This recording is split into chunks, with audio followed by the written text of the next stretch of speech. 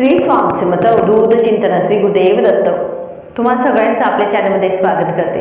तर बघा आजचा विषय खूप महत्त्वाचा असं होणार आहे आणि तो म्हणजेच काय तर अधिक महिन्यामध्ये आपल्या घरामध्ये आपण लक्ष्मी नारायण म्हणजेच काय आपली मुलगी आणि जावाई जे असतात त्यांना आपण वाणासाठी बोलवत असतो। तर वाण देत असताना या लक्ष्मी नारायणाची म्हणजेच काय मुलीची आणि जावयाची आपण यथाशक्ती शास्त्रोक्त पद्धतीने जी वाण देण्याची पद्धत आहे ती कशा प्रकारे असावी, वाण देत असताना आपण कोणत्या वस्तू आपण वाणामध्ये द्याव्यात, तसेच हे वाण देत असताना दिवा जो असतो चांदीचा असावा की सोन्याचा असावा की तांब्याचा असावा हे सुद्धा प्रश्न असतात। वाण देत असताना कोणत्या वस्तूला जास्त प्रमाणात महत्त्व आहे या सगळ्या काही गोष्टी आहेत त्या आजच्या विषयामध्ये होणार आहेत। तसेच आपण संकल्प करूनच वाण द्यायचं आहे, कारण संकल्पयुक्त सेवाच ही आपली म्हणजे साफल्य होत असते, त्याचं पुण्यप्राप्ती आपल्याला मिळत असतं।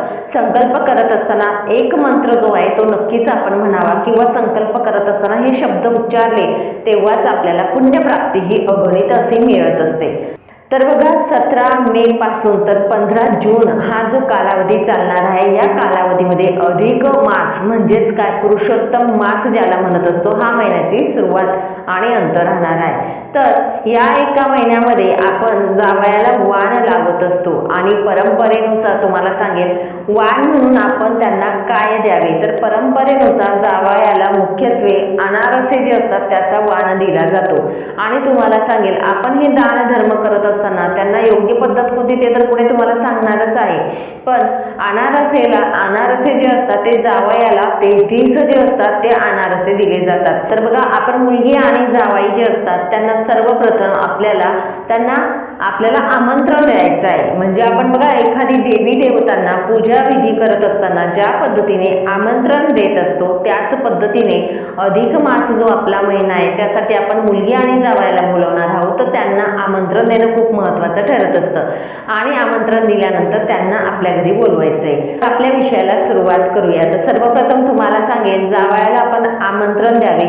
आमंत्रण देऊन झाल्यानंतर जावई आपल्या घरी येत असतात त्या दिवशी त्यांच्या अभ्यंग स्नानाला खूप महत्त्व आहे।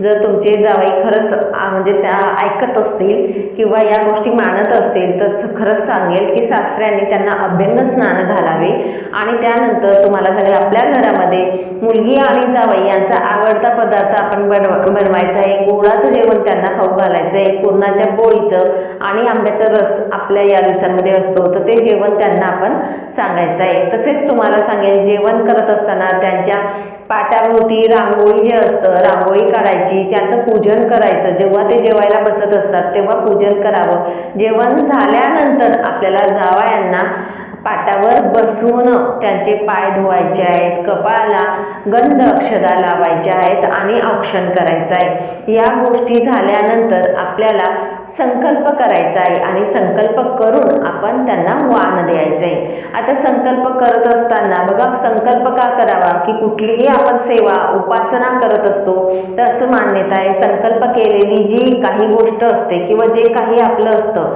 ते उपासना असू द्या किंवा दानधर्म असू द्या वाण असू द्या ती गोष्ट साफल्य ठरत असते, त्याचं पूर्ण फळ आपल्याला मिळत असतं। म्हणून आपण संकल्प करावा। हातात पाणी घ्या, हळदी कुंकू अक्षदा टाकाव्यात आणि आपण तिथे संकल्प करावा। संकल्प करत असताना तिथे मुख्यत्वे करून श्री पुरुषोत्तम प्रित्यर्थ म्हणायचं आहे। म्हणजेच काय आपण पुरुषोत्तम जे आहेत भगवान श्री हरी विष्णू जे आहेत त्यांच्या म्हणजे त्यांना दान करत आहोत हा शब्द या मंत्रामध्ये येत असतो। म्हणून आपण तुम्हाला स्क्रीनवर देखील देईल किंवा मग डिस्क्रिप्शनमध्ये देते। श्री पुरुषोत्तम प्रित्यर्थ हे दान करत असताना म्हणजे जे काही दान आहे मी पुरुषोत्तमाला दान करत आहे, म्हणजे जावई हे पुरुषोत्तम समान आहेत असं आपण छोटासा संकल्प तिथे करावा आणि त्यानंतर आपण त्यांना वाण लावायचं आहे। वाण अर्पण करत असताना तुम्हाला सांगेल तांब्याचं चांदीचं किंवा सोन्याचं तुमची परिस्थिती असेल त्या पद्धतीने तुम्ही वाण लावू शकता।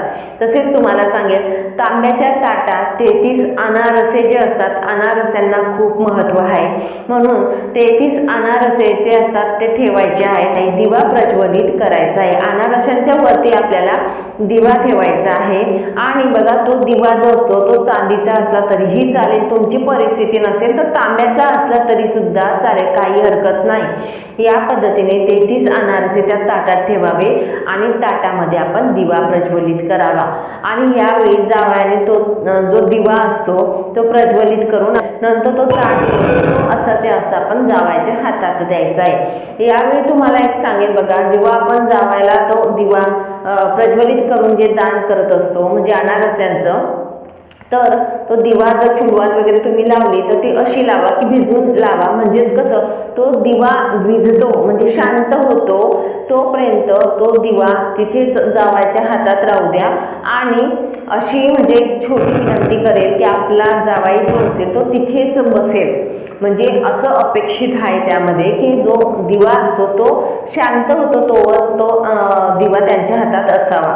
या पद्धतीने करा, जर ऐकलं तर अतिउत्तम। म्हणून तो दिवा लागत असताना फुलवात आपण जी लावतो ती फुलवात लावून तेव्हा त्यांचं औक्षण वगैरे सगळं काही केल्यानंतर तो ताट उचलून आपण त्यांच्या हातात द्या आणि शांत होतो तोपर्यंत अगदी 5 मिनिट लागतील, काही जास्त कालावधी लागणार नाही। या पद्धतीने तुम्ही हे वाण देऊ शकता, तांब्याचा चालेल, चांदीचा चालेल, सोन्याचा, तुमची परिस्थितीनुसार द्या, दिवा सुद्धा तुमच्या ह्याच्याने द्या। बघा 33 अनारसे शक्य झालं नसेल तर 33 लाडू तुम्ही तिथे ठेवू शकतात किंवा 33 फळं जे असतात ते ठेवू शकतात आणि त्यावरती दिवा प्रज्वलित करा तरी सुद्धा चालेल। 33 जे असते त्या संख्याला खूप महत्त्व दिलं जातं आणि नंतर तुम्हाला सांगेल बताशे जे असतात ते सुद्धा 33 तुम्ही तिथे ठेवू शकतात। या पद्धतीने करा तरी सुद्धा चालेल।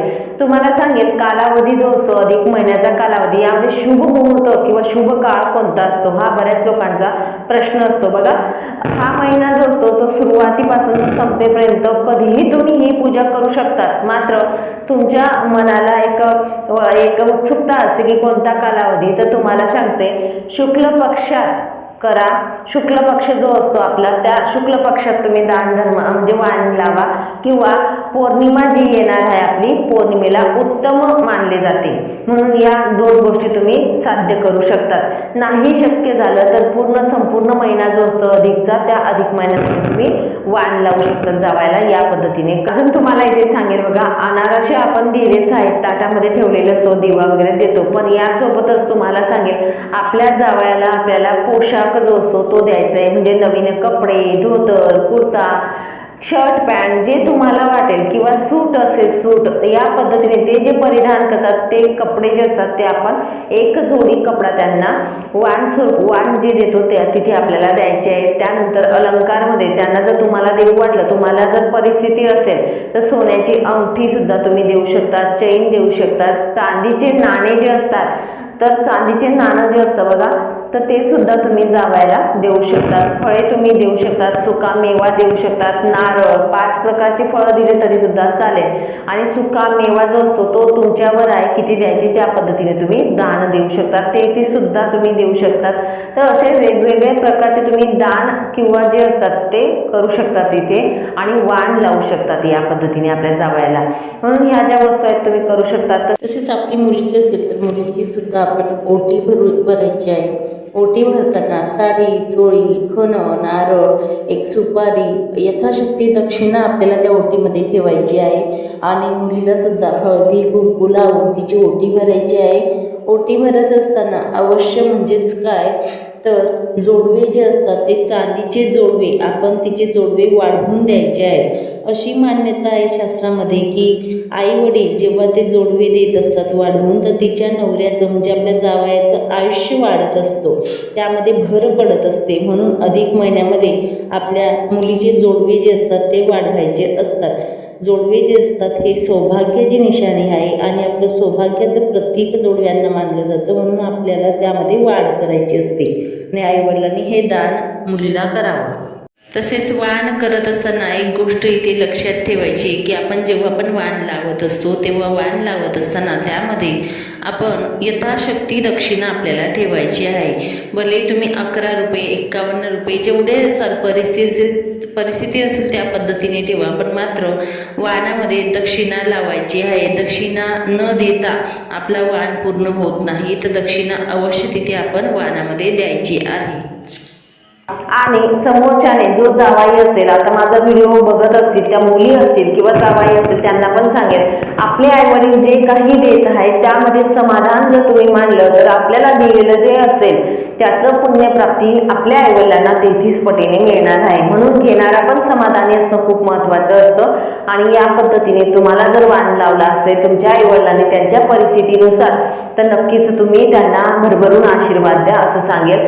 कारण मुलगी जावई हे लक्ष्मीनारायणच्या स्वरूपात त्यांच्या घरी पूजन त्यांचं होत असतं. अधिक मासमध्ये खूप महत्त्व दिलं जातं आणि तुम्ही जर आशीर्वाद दिले तर त्यांची दिवसेंदिवस प्रगती होत राहील, हे लक्षात घ्या. म्हणून घेताना पण समाधानी राहा आणि देताना सुद्धा समाधानी राहावं. देताना पण देणाऱ्याने छान पटीने द्यावं की समोरचा आनंदी राहील. ठीक आहे. तर या पद्धतीने शास्त्रोक्त पद्धतीने संकल्पयुक्त संकल्प करूनच आपण श्री पुरुषोत्तम प्रित्यर्थ म्हणूनच आपण हे वाण लावायचं आहे, तेव्हा आपल्याला पूर्ण फळ मिळत असतं जी पूजा केली असतं त्याचं. ठीक आहे.